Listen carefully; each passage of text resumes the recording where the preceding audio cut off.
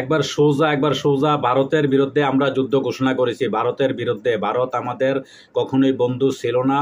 ভারত আজীবন আমাদের এই স্বাধীনের 53 বৎসর পর্যন্ত আমরা এই পর্যন্ত দেখেছি ভারত কখনোই আমাদেরকে উপকার করে নাই ক্ষতি ছাড়া। ভারত আমাদের কখনো বন্ধু হতেও পারে নাই, হবেও না, ভবিষ্যতেও তারা কখনোই এটা হবে না।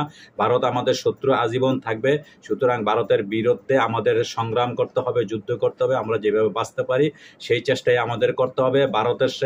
ভারতকে আমরা হুঁশিয়ার করে দিতে চাই, ভারত যে এগুলা করতেছে এটার ফল, এটার রেজাল্ট কিন্তু অবশ্যই ভোগ করতে হবে। কারণ যে কোনো একটা কাজ করা কিন্তু যত সহজ, এটা হজম করা তত কঠিন না।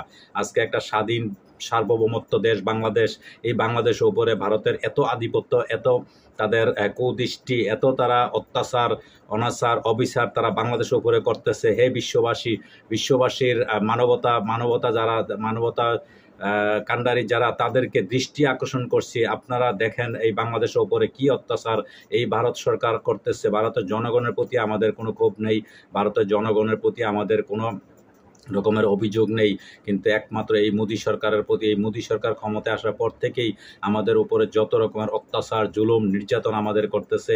আমাদের স্বৈরাচারী শাসক দিয়ে আমাদেরকে দীর্ঘ 16 বৎসর পর্যন্ত অনেক অত্যাচার, অনেক নির্যাতন আমাদেরকে করেছে একটা শাসক দিয়ে।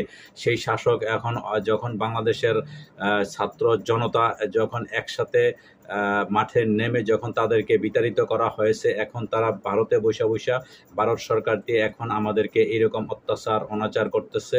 তো আমরা বিশ্ববাসীর কাছে আমরা সেটার বিচার চাই, আর আল্লাহর কাছেও আমরা বিচার চাই। আল্লাহ পাক আমাদেরকে সেই বিচার অবশ্যই করবে।